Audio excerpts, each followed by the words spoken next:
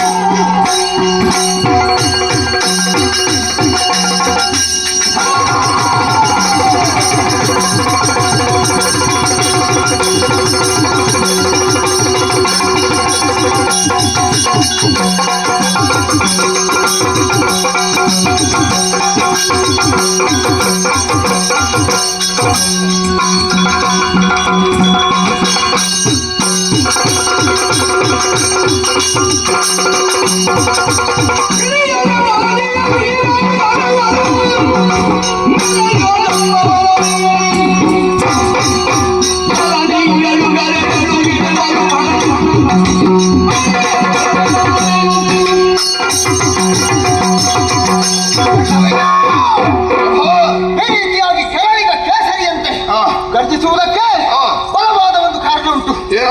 ಕದಂಬವರಲ್ಲಿ ಬರುವ ಹೆಣ್ಣಿದ್ದಾಳೆ ಎನ್ನುವಂತ ವಿಚಾರವನ್ನ ಚಂಡಮುಂಡರಿಂದ ಕೇಳಿ ತಿಳಿದೆ. ಅವಳನ್ನು ಮದುವೆ ಆಗುವಂತ ಉದ್ದೇಶದಿಂದ ಸುಗ್ರೀವನನ್ನ ಸಂಧಾನಕ್ಕಾಗಿ ಕಳುಹಿಕೊಟ್ಟೆ. ಸಂಧಾನ ಸಫಲವಾಯಿತೆ. ಮತ್ತೆ ಸಂಧಾನವನ್ನೇ ಮುರಿದಳು. ಸುಮ್ಮನಾದೆಯ? ಮತ್ತೆ ಗೋಮರಾಕ್ಷನನ್ನು ಕಳುಹಿಸಿಕೊಟ್ಟೆ. ಯಾಕೆ ಪ್ರಭು? ಅವಳನ್ನ ಎಳೆ ತರುವುದಕ್ಕಾಗಿ. ತಂದನೆ ಎಲ್ಲಿಂದ? ಮತ್ತೆ ಓಂಕಾರ ಮಾತ್ರದಿಂದಲೇ ಸಿದ್ಧದಂತೆ. ಗೋಮರಾಕ್ಷ ಹೇಳಿದ್ದಾನೆ. ಪ್ರಕರಣವನ್ನೇ ಕೈಬಿಟ್ಟೆಯ? ಮತ್ತೆ ಕಲ ಎನ್ನುವುದು ಹೆಚ್ಚಿತು. ಚಂಡಮುಂಡವನ್ನು ಕಳುಹಿಸಿಕೊಟ್ಟೆ. ಪರಿಣಾಮ ಚಂಡಮುಂಡರನ್ನು ಕಳೆದುಕೊಂಡೆ.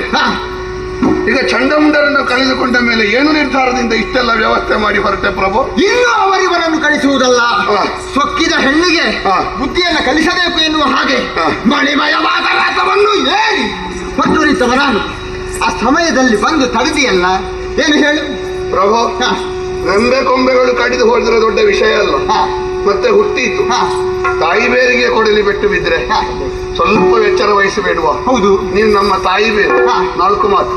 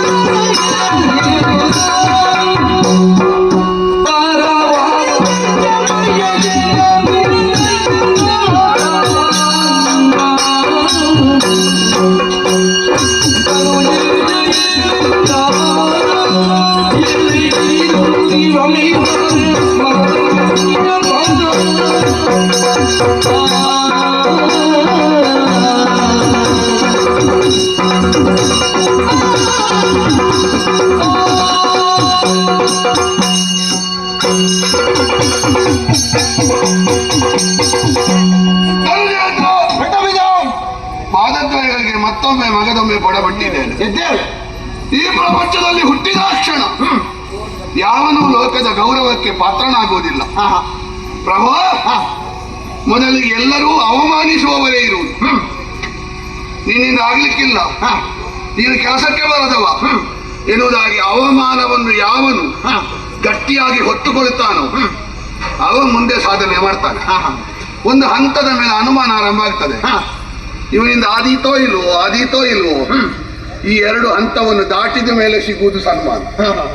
ಅದು ಇಲ್ಲದೆ ಯಾರಿಗಾದ್ರೂ ಸನ್ಮಾನ ಸಿಕ್ಕಿದ್ರೆ ಅದು ನಿಜವಾದ ಅರ್ಹತೆಯಿಂದ ಸಿಕ್ಕಿದ್ದಲ್ಲ ಅಂತ ಅರ್ಥ. ಈ ಪ್ರಪಂಚ ಯಾರು ಗೆದ್ದಿದೋ ಅವರನ್ನೆಲ್ಲ ಗುರುತಿಸ್ತದೆ. ಯಾವನು ಸೋತಿದ್ದಾನೋ ಅವನಿಗೆ ಪ್ರಪಂಚದ ಪರಿಚಯ ಆಗ್ತದೆ. ನೀನು ನಮಗೆಲ್ಲ ನಾಯಕನಾಗಿ ಒದಗಿ ಬಂದದ್ದು ಬಹಳಷ್ಟು ವೈಭವದ ಮೃಷ್ಟಾನ್ನ ಭೋಜನದ ಆ ಶ್ರೀಮಂತಿಕೆಯ ಮಧ್ಯೆ ಅಲ್ಲ ಪ್ರಭು, ದಟ್ಟ ದರಿದ್ರ ಸ್ಥಿತಿಯಲ್ಲಿ. ಈ ಪ್ರಪಂಚದಲ್ಲಿ ಒಬ್ಬ ಸಾಧನೆ ಮಾಡಬೇಕು ಅಂತಾದ್ರೆ ಅವನಿಗೆ ಬೇಕಾದ ಸಮಯದಲ್ಲಿ ಸಿಕ್ಕಿದ್ರೆ ಅವನಿಗೆ ಸಾಧನೆ ಹಂಬಲವಿರುವುದಿಲ್ಲ. ಸ್ವಲ್ಪ ಆದ್ರೂ ಕಷ್ಟ ಇರಬೇಕು, ಸ್ವಲ್ಪ ಆದ್ರೂ ಛಲ ಇರಬೇಕು, ಸ್ವಲ್ಪ ಆದ್ರೂ ಹಸಿವೆ ಬೇಕು. ಈ ಸಾವಿರ ವರ್ಷಗಳ ದಾನವರ ಹಸಿವು, ಸಾವಿರ ವರ್ಷಗಳ ದಾನವರ ಹಂಬಲ, ಸಾವಿರ ವರ್ಷಗಳ ದಾನವರ ಬಾಯಾರಿಕೆ, ಇದಕ್ಕೆಲ್ಲ ಅಮೃತವಾಗಿ ನೀನು ಒದಗಿ ಬಂದೆ. ಯಜಮಾನ ಬೇರೆ, ನಾಯಕ ಬೇರೆ. ಯಜಮಾನ ನಾನು ಎನ್ನುವುದಾಗಿ ಹೇಳ್ತಾನೆ, ನಾಯಕ ನಾವು ಎನ್ನುವುದಾಗಿ ಹೇಳ್ತಾನೆ. ನೀನು ಯಜಮಾನ ಅಲ್ಲ ಪ್ರಭು, ಮತ್ತೆ ನೀನು ನಾಯಕ. ವರ ಪಡೆದೆ, ನಾನು ವರ ಪಡೆದದ್ದು ಅಂತ ಹೇಳಿದ್ದೀಯ, ನಾವು ಪಡೆದೆವು. ಇಷ್ಟೆಲ್ಲ ಸಾಧನೆ ಮಾಡಿದೆ, ನಾನು ಮಾಡಿದ್ದು ಅಂತ ಹೇಳಿದ್ದೀಯ, ನಾವು ಮಾಡಿದ್ದು ಎಂದೆ. 14 ಲೋಕದ ಒಡೆತನ, ವೆಚ್ಚಕ್ಕೆ ಮಹಾಪದ್ಮ ಎನ್ನುವ ನಿಧಿ, ಓಡಾಡುವುದಕ್ಕೆ ಐರಾವತ ಉಚ್ಚೈಷವ ರಾಜಹಂಸಯುಕ್ತವಾದ ಬ್ರಹ್ಮನ ವಿಮಾನ, ಬೇಕಾದ್ದನ್ನು ಧರಿಸಿಕೊಳ್ಳುವುದಕ್ಕೆ ಬೆಂಕಿಯ ಅಗ್ನಿಯೇ ಕೊಟ್ಟ ವಸನ, ವರುಣನ ಮಾಲೆ, ಸಮುದ್ರರಾಜನ ಛತ್ರಿ, ಪೃಥ್ವಿನ ಶಕ್ತಿ, ಯಮನ ದಂಡ, ನಿನ್ನಲ್ಲಿ ಇಲ್ಲದ್ದು ಏನು ಪ್ರಭು? ನಿನ್ನಂತವ ಭ್ರಮೆಯಾಗುವುದೇ? ಬಿಳಿದಾದ ಬಟ್ಟೆಗೆ ಒಂದು ಕಪ್ಪು ಚಿಕ್ಕೆಯನ್ನು ಹಾಕಿಕೊಳ್ಳುವುದೇ? ಹೆಣ್ಣೊಬ್ಬಳನ್ನು ಬಯಸುವುದೇ? ಮನಸ್ಸಿನ ಶರಹತಿಗೆ ಇಷ್ಟು ಜರ್ಜರಿತನಾಗುವುದೇ? ಪ್ರಭು, ನಿನ್ನಂತವ ತಪ್ಪಿದರೆ ಲೋಕದಲ್ಲಿ ಅದೇ ಒಂದು ದೊಡ್ಡ ವಿಷಯ ಆಗುತ್ತದೆ. ಸಾಮಾನ್ಯರಾದವರು ಎಷ್ಟು ದೊಡ್ಡ ತಪ್ಪು ಮಾಡಿದ್ರು ದೊಡ್ಡ ವಿಷಯ ಆಗುವುದಿಲ್ಲ. ದೊಡ್ಡವ ಮಾಡಿದ ಸಣ್ಣ ತಪ್ಪು ದೊಡ್ಡ ವಿಷಯ ಆಗ್ತದೆ. ಈ ವಿವೇಕವನ್ನು ಬದಿಗಿಟ್ಟು ಮನಸ್ಸಿನ ಮಾತಿಗೆ ಬುದ್ಧಿಯನ್ನು ಬಲಿಕೊಟ್ಟು ದೈತ್ಯನಾಥನಾದ ನೀನು ಅವಳು ಹೆಣ್ಣಿನ ನಾಥನಾಗುವುದಕ್ಕೆ ಹೊರಡಬೇಡ ಪ್ರಭು. ನಿನಗೆ ಮೊದಲೇ ಒಬ್ಬಳು ಹೆಂಡತಿ ಇದ್ದಾಳೆ, ದೈತ್ಯ ಕುಲ ವನಿತೆ. ನೀನು ಯಾವ ಮದುವೆ ಆಗುವುದಿದ್ರು ಅವಳನ್ನು ಮರೆತು ಮದುವೆ ಆಗಕೂಡದು. ದೈತ್ಯ ಕುಲ ವನಿತೆ ವಿಧವೆಯಾಗುತ್ತಾಳೆ, ಯೋಚಿಸು ಪ್ರಭು. ಚನ್ನಮಂಡರು ಬಂದು ಆಕೆಯ ಸೌಂದರ್ಯದ ಬಗ್ಗೆ ವರ್ಣಿಸಿದಾಗ ಆಕೆಯನ್ನೇ ಮದುವೆ ಆಗಬೇಕು ಎನ್ನುವಂತ ಉದ್ದೇಶದಿಂದ ಹೊರತುಳಿತವ ನಾನು. ನಾನೀಗ ತರುಣಿಯನ್ನು ಬಯಸಿದ್ರೆ ತಪ್ಪೇನು ಕೇಳುವುದು? ಹಾಗಾದ್ರೆ ತಪ್ಪು ನಿನ್ನದಲ್ಲ, ನಿನಗೆ ಬಂದ ಮಾಹಿತಿ ಉಂಟಲ್ಲ ಅದು ಕೊಟ್ಟವರದ್ದು ತಪ್ಪು, ತರುಣಿ ಅಲ್ಲ.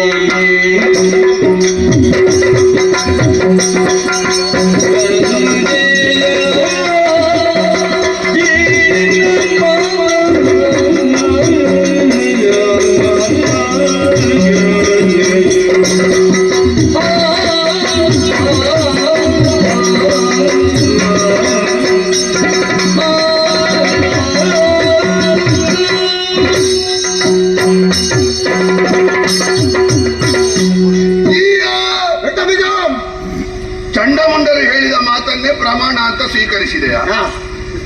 ಪ್ರಭು, ಕೆಲವು ಮಹಾನಾಯಕರ ದೊಡ್ಡ ದೌರ್ಬಲ್ಯ ಅದೇ. ಏನು? ಮೊದಲು ಹೇಳಿದ್ದು ಏನು ಹೇಳಿದ್ರು ಸರಿಯೇ, ಮತ್ತೆ ಹೇಳಿದವ ಎಷ್ಟು ಸರಿ ಹೇಳಿದ್ರು ಅದು ಸರಿಯಲ್ಲ. ಚಂಡಮುಂಡರು ಮೊದಲಿಗೆ ಹೇಳಿದ್ರು, ಅದನ್ನು ನಂಬಿದೆ. ಮತ್ತೆ ಬಂದ ಸುಗ್ರೀವ ಸರಿ ಹೇಳಿದ, ಅವನನ್ನು ಮೂಲೆಗೆ ತಳ್ಳಿದೆ. ಪ್ರಭು, ಹೌದೋ ಅಲ್ವೋ ಎನ್ನುವ ವಿಷಯ ಬೇರೆ, ಆದರೆ ಒಂದು ಸಾಧ್ಯತೆ ಉಂಟು. ಏನು? ರಾಜಕೀಯದಲ್ಲಿ ಯಾರೂ ಶಾಶ್ವತ ಶತ್ರುಗಳಲ್ಲ, ಯಾರೂ ಶಾಶ್ವತ ಮಿತ್ರರಲ್ಲ. ಯೋಚಿಸು ಪ್ರಭು, ಏನು? ಈ ಪ್ರಪಂಚದಲ್ಲಿ ರಾಜಕೀಯವಾಗಿ ತೊಡಗಿಕೊಂಡವ ಯಾವಾಗ ಹಿಂದಿನಿಂದ ಕತ್ತಿ ಹಾಕ್ತಾನೆ ಅಂತ ಹೇಳಲಿಕ್ಕೆ ಸಾಧ್ಯ ಇಲ್ಲ. ಒಂದು ಕಾಲದಲ್ಲಿ ನಿನ್ನ ಎದೆಗೆ ಎದೆ, ನಿನ್ನ ಮುಖಕ್ಕೆ ಮುಖ, ನಿನ್ನ ಕತ್ತಿಗೆ ಕತ್ತಿ ಕೊಟ್ಟ ಚಂಡಮುಂಡರು ನಿಜವಾಗಿ ನೀನು ಒಳ್ಳೇದಾಗುವುದಕ್ಕೆ ಸಲಹೆ ಕೊಟ್ಟದ್ದ, ನಿನ್ನನ್ನು ತೆಗಿಲಿಕ್ಕೆ ಕೊಟ್ಟದ್ದ? ನನಗೆ ಈಗೊಂದು ಅನುಮಾನ ಬರುವುದು. ಏನು?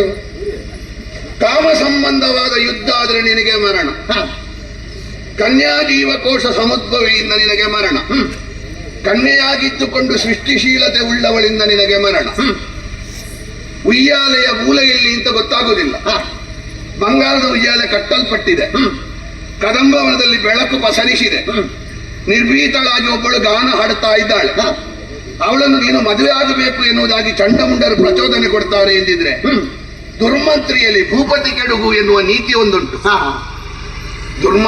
ಮಂತ್ರಾಲೋಚನೆ ಮಾಡಿಬಿಟ್ಟರೋ ಏನೋ. ಯಾಕೆ? ಅವಳು ತರುಣಿಯೇ ಪ್ರಭು. ಮತ್ತೆ ತರುಣಿ ಅಲ್ಲ ಎನ್ನುವುದಕ್ಕೆ ಒಂದೊಂದೇ ಪ್ರಮಾಣ ಸಿಗುವುದಿಲ್ವ? ತರುಣಿಯೇ ಹೌದಾದ್ರೆ ನಿನ್ನನ್ನೊಂದು ಧಿಕ್ಕರಿಸಿ ಪಂಥಾಹ್ವಾನ ಕೊಟ್ಟು ಕರೆಯುವುದಕ್ಕಿತ್ತೆ. ಕದಂಬವನಾದ್ರೆ ಪ್ರವಾಸಿ ತಾಣವ, ಕತ್ತಲೆಯ ಗೂಡು, ಅಲ್ಲಿ ನಿರ್ಭೀತಳಾಗಿ ಒಬ್ಬಳಿದ್ದಾಳೆ, ಗಾನ ಹಾಡುತ್ತಾ ಇದ್ದಾಳೆ. ಚಂಡಮುಂಡರ ಅಟ್ಟಹಾಸ ಕೇಳಿಯೂ ಧೂಮ್ರಾಕ್ಷನ ಅಟ್ಟಹಾಸ ಕೇಳಿಯೂ ಹೆದರುವುದಿಲ್ಲ. ಇದೊಂದು ಹೆಣ್ತನದ ಒಳಗೆ ಉಂಟ ಪ್ರಭು.